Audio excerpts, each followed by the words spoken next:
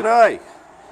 Today we've got a 96 Landcruiser 80 series 4.5 petrol, and the problem that he's having with his transmission is it's taking off intermittently in second gear. His overdrive button, which is fourth gear or top gear, doesn't seem to be working as well when that happens intermittently. So he hasn't had a service on it for about 3 years. It's done about 346,000 Ks. And these transmissions are known as the A442F. They have a drain plug on them, so we'll just drain the oil out of that. We'll take this stone guard off first. There's 12mm.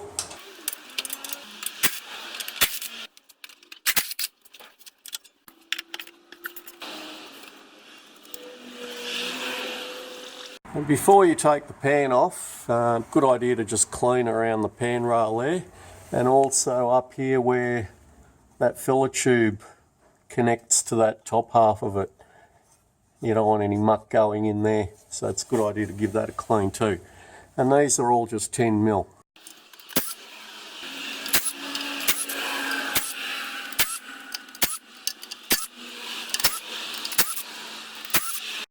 Take these back ones off just where the cross member is. I just use a little swivel there with 10mm.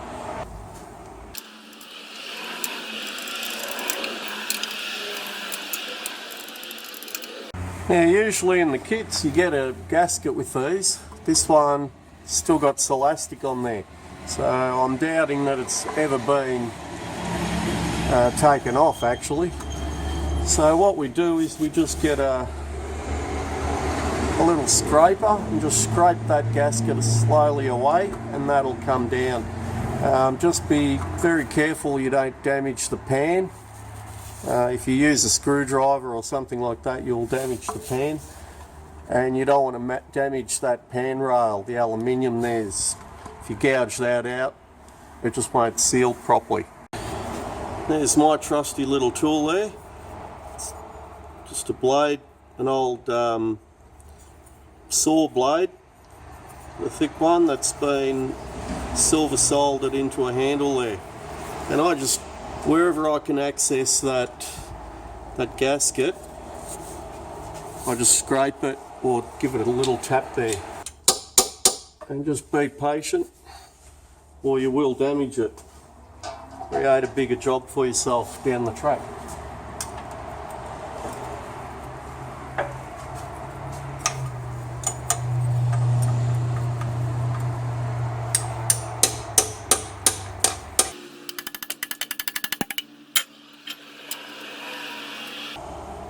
Not a lot of room where you can tap it in. Starting to loosen a bit.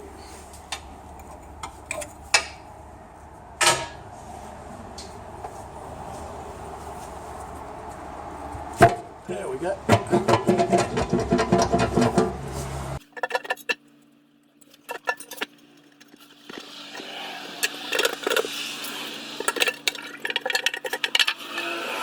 Okay, now the idea is you've got the solenoids down the back here. I believe in this situation there's one that's playing up, that's gummed up, but it's always a good idea to just go through the whole lot because they are electromagnets. They're all going to be operating and attracting all that fine metal that floats around or that's naturally created in a transmission. That's why it's actually a good idea, or the only idea, is to take the pan right off, replace the filter, or at least flush it. These are a stainless steel mesh filter, and the solenoids down the back there. You can see in the pan the magnets there, 1, 2, 3, 4. They're supposed to help collect all the fine metal that's created in the transmission. But what happens once they become all covered and they've done their job, they don't work anymore, so any of that fine metal will be attracted to your solenoids, which you don't want. These need a good clean, and possibly even to be put up on these little ridges here just so they can have more surface area operating. And over here on the driver's side, or on the right hand side of the transmission, there is a little cable there, and with that cable you can adjust the pressure in the transmission. This one seems to be pretty loose, so I've got to just double check that as well. And these bolts on the filter, they're just 10mm.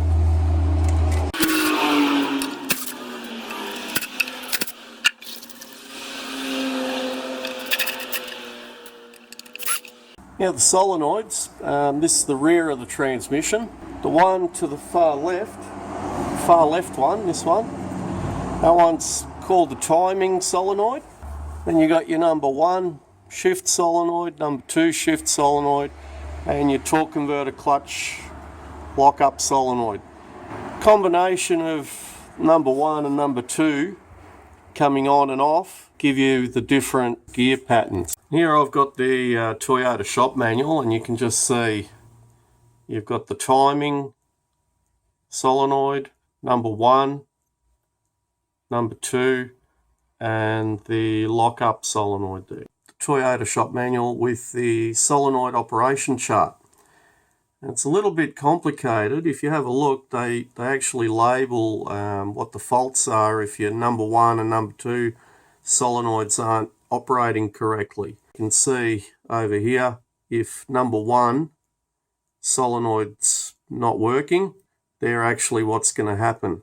On our one, we've got it's taking off in 2nd gear, and there's no top gear or overdrive, 4th gear. By going through that chart, you usually can eliminate which solenoid is playing up. Ideally, you always want to go through the whole lot and at least flush all the solenoids out and test them.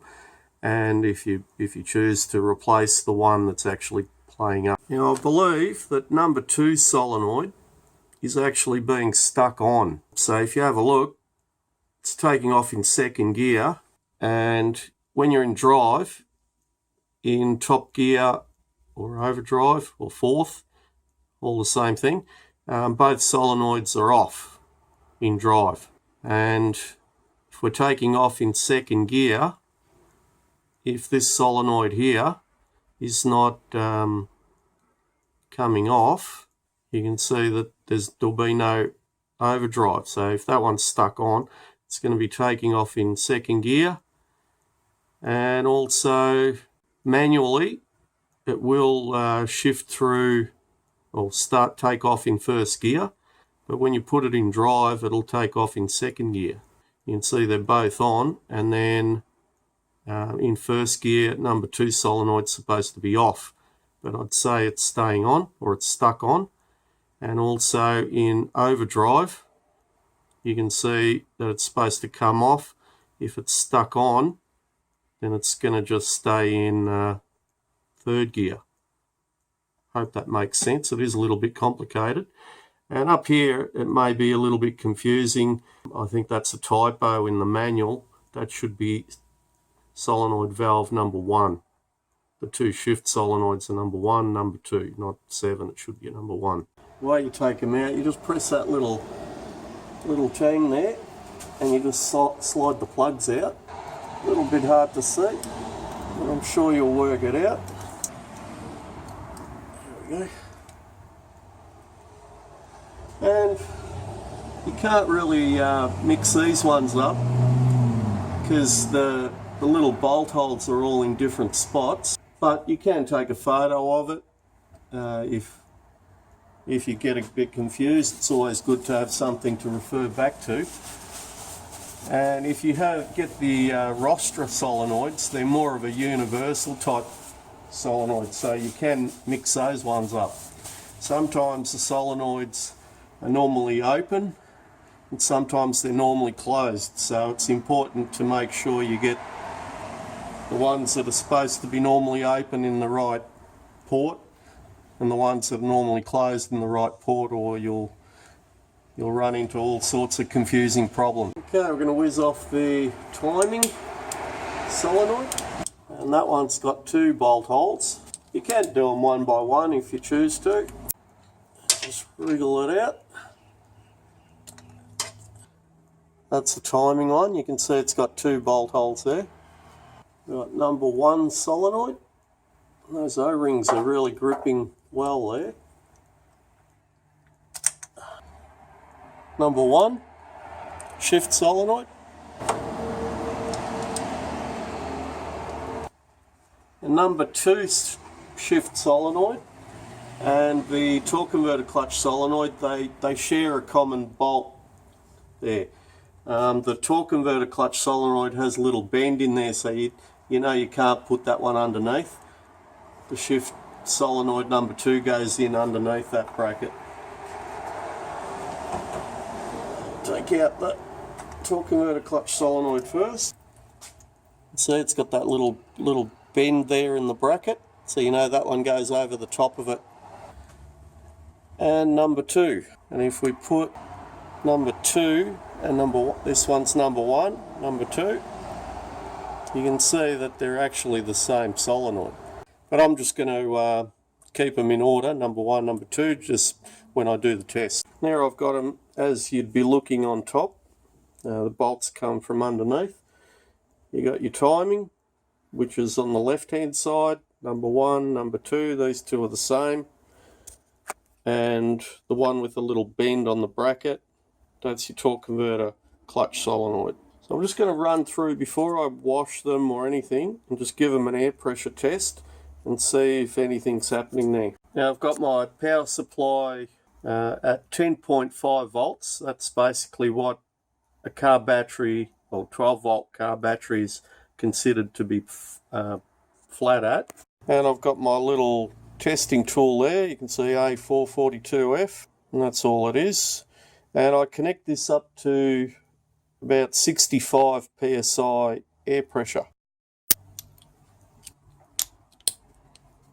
We'll start off with the timing solenoid. I'm just testing the O-ring if it's going in nice and snug. And these solenoids are just an on-off solenoid, so we'll put positive on the terminal. And make sure the alligator clip's not touching the metal part of the solenoid. And it just clips onto the body of the solenoid.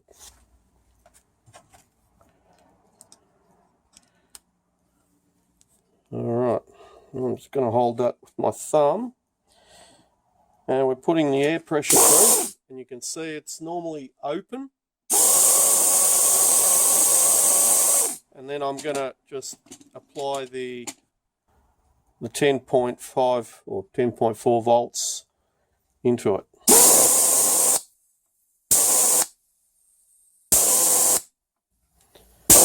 Off, on. You can see that one's snapping quite well at 10.5 volts, which is what a battery would be when it's flat. And that one, if you have a listen, is not leaking at all.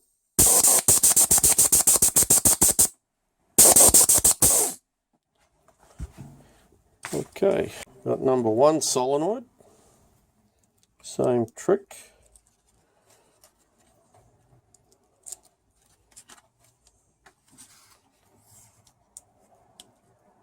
It's going on nicely there.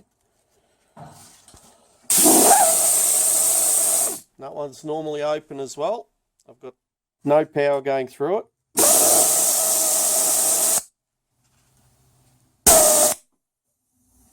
On, off, on, off.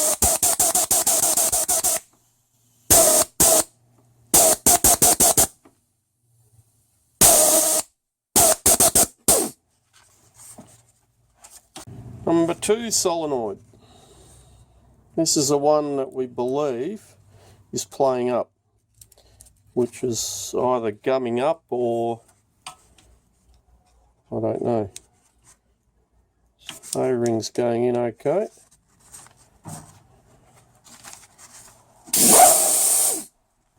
Normally open as well, same as these two are the same.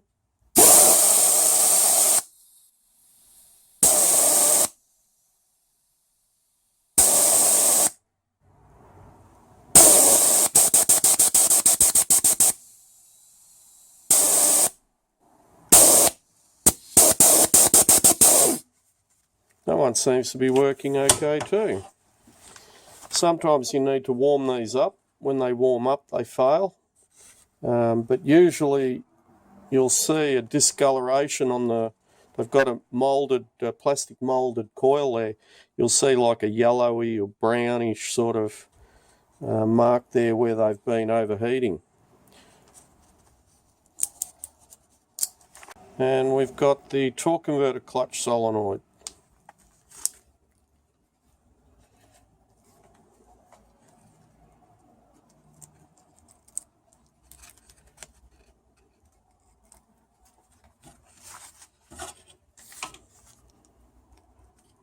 O-ring looks like it's okay. There's a bit of pressure going in there.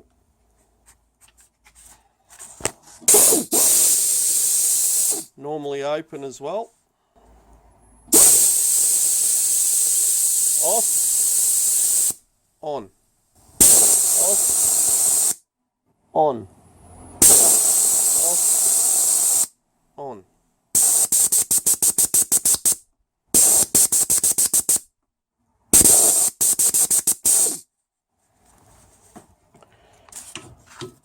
Alright, well, initial tests, they're not leaking. They're not leaking at 10.5 volts, 10.4 volts. Voltage pressure that applies that little valve in there is going to be a lot stronger at 12 volts or 14.3 volts is what a car should be operating at. But if you can test it at 10.4, 10.5 volts and it's sealing and doing everything it should, it means that it's going to seal a lot better with a higher voltage anyway. So initially they seem to be okay. This one you can see is a little bit discoloured there, so it has overheated a little bit. The other ones don't look too bad.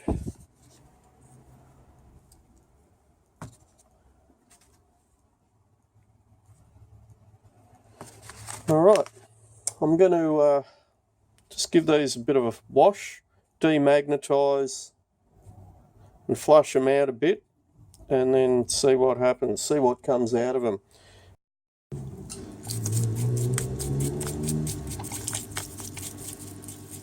Now I'm just washing them, I haven't demagnetized them yet.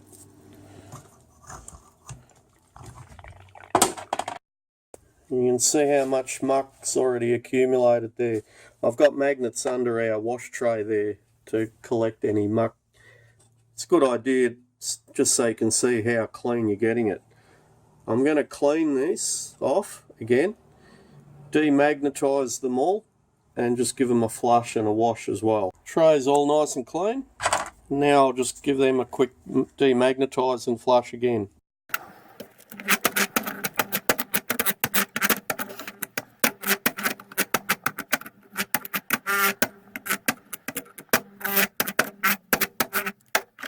Another thing I did, I just marked which one was number 1 and number 2. I just put a little scratch on there.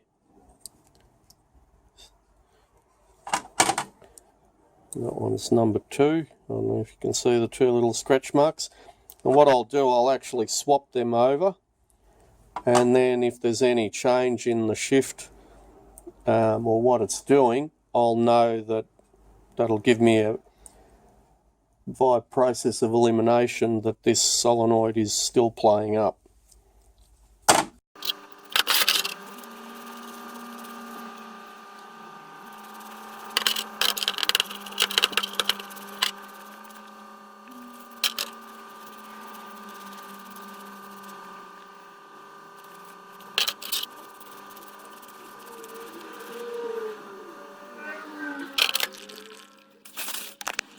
You can actually see how much extra's come out of there.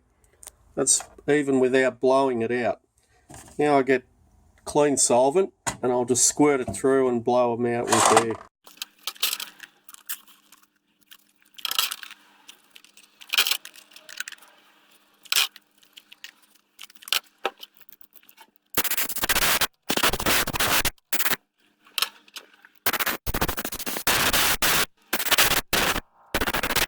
If you see any dirty solvent coming through, you just need to go through the whole process again. Demagnetize, flush it out until you get it as clean as possible.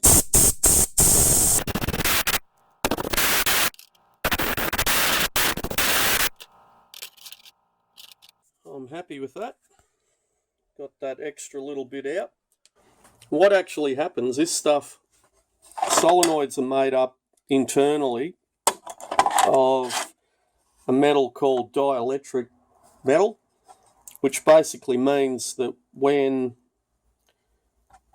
you've got power to it, it's magnetic. When the power is taken away, it's non-magnetic. But the problem is this stuff here, all that fine stuff, is just normal metal, so it remains magnetic and it gets stuck to any metal pieces in there, and that's why you can't flush it out unless you demagnetize it. Good idea to just make sure that these little terminals are on tight as well, but sometimes just moving in and out a few times will improve the connection anyway. Need to move the light over, but I'm going to pull the plugs off, these external plugs, and just give them a blowout and spray them with a bit of rust inhibitor like WD-40 or CRC or whatever you've got. You can see usually four-wheel drives do go through a bit of muck and water and whatever, so it's a good idea to just make sure that those connections are all good, especially when you've got an intermittent problem here. So I'm just going to put these back in now, and I'm going to, like I mentioned earlier, just swap the number 1 and number 2 solenoids around. The timing and the torque converter clutch solenoid, you can't swap those over. So I'm putting number 1 over here.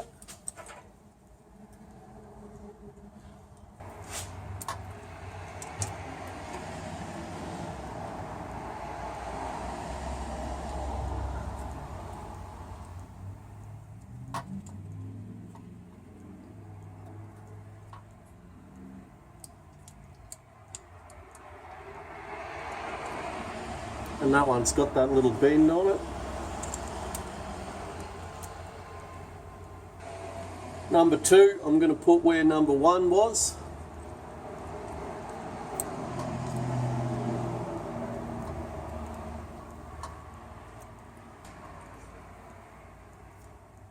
And the timing solenoid.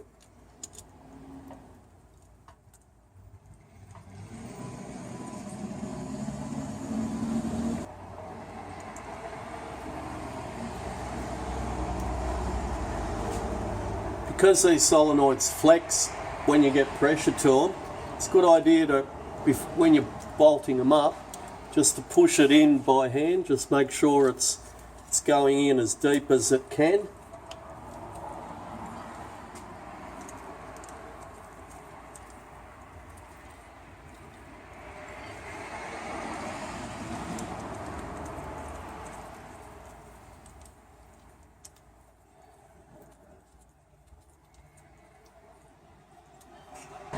And we do them up to about 72 inch-pound.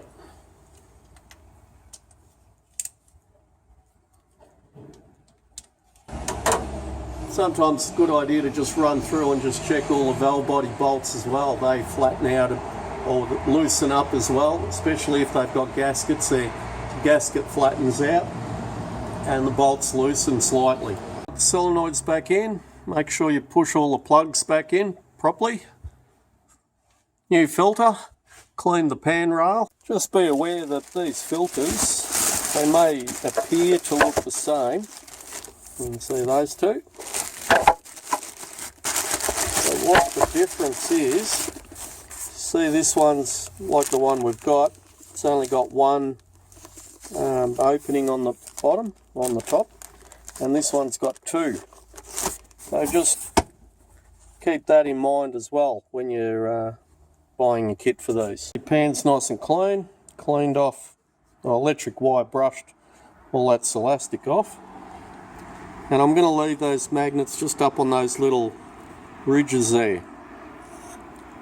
The idea is to get it so you get maximum surface area of the magnet working. Just make sure your filler tube O-rings, the rubber's raised a little bit, just so it can seal better. Just clean off any loose muck that's over there. You don't want that falling in the transmission. In order to not misalign the gasket, it's a good idea to put all the bolts in and don't tighten them up, just leave it loose. You can see the back ones there are a little bit tricky to get on, but you can get them in. And there we go, now we can just tighten it up evenly. Now these cork rubber gaskets, if you want them to definitely not leak, just make sure you put them on dry. Don't have any oil or anything like that on there. And you won't need any Silastic or anything like that on there. Don't over tighten them, just do them up firmly, and that's basically it. I'm just going to pop off the plugs and just spray a bit of WD-40 or CRC in there and just make sure that connection's okay. Sometimes just pulling the plug in and out a couple of times will improve the connection anyway, and good idea to blow it out as well. There might be a bit of muck in there. It looks like someone's actually put Vaseline in there. You can see that.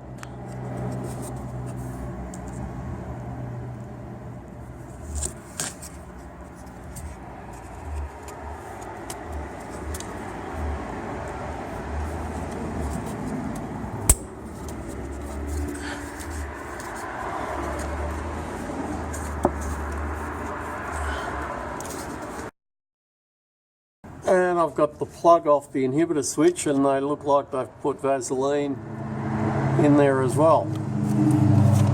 No worries. Just make sure when you pull it down, you feel a little click. You'll know that that tang's engaged properly. Same with this one here. Stone guard's back on. Good idea while you're underneath, just check your diffs, universal joints, transfer case, front diff. Now the accelerator cable's a little bit loose there, so I'll just tighten that up. You can see that's on a rubber mount there, so it's pretty flexible. The bottom cable there where my finger is, that's the throttle valve cable and the kickdown cable for the transmission. So you want to make sure that that's adjusted up properly. There's a little crimp on the cable, on the inner cable. It shows you where the end of it is. So to tighten it, you want to just move the outer cable this way. So you actually lengthen the inner cable. So you can muck around with that and just get the shift pattern working a little bit better, and also just make sure that that accelerator cable is not too loose either. To check the full travel of the accelerator, I've got this little tool here, which is just basically a flat bit of steel on a rod, and I'll just push that down like so and just adjust that up so the pedals all the way down to the floor.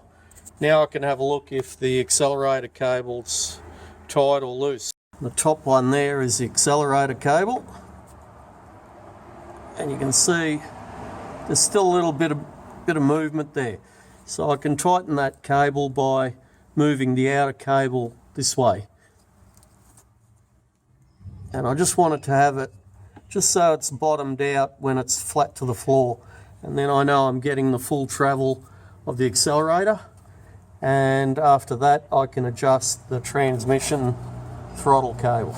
Before you start doing anything like this, good idea to just mark it with a bit of liquid paper or whiteout, just to know where it was originally, just in case you need to put it back. Now I've adjusted it, it's gone out about 1 centimetre, and you can see if I pull that cam, still a little bit of flexibility there. So it's not tight all the way, but it's just at the maximum travel there. There is a rubber mount here, so that'll absorb some of that movement as well. And now I can adjust that transmission cable, but because I've moved this about 1 centimetre, I'm just going to try it before I do any adjustments. Just take that out of the way. I've just run a hose down in through the filler tube. It stops that airlock thing happening and you end up with oil everywhere. And I'm going to put about 6 litres of Dextron 3 fluid in there. You can put full synthetic in there.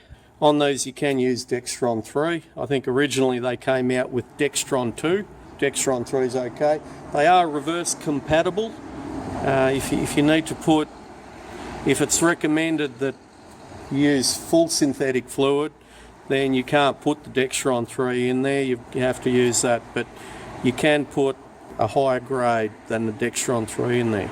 Now you can see I've had to adjust the accelerator cable, which is the top one, by about 1 centimetre, and the transmission cable probably about 5 mil, and that bottom one, if you just touch it, it's just tight there.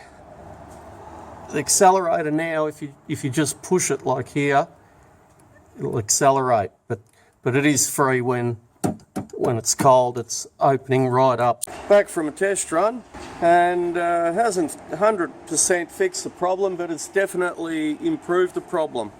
Readjusting the cable and cleaning up those solenoids has definitely improved the quality of the shifts.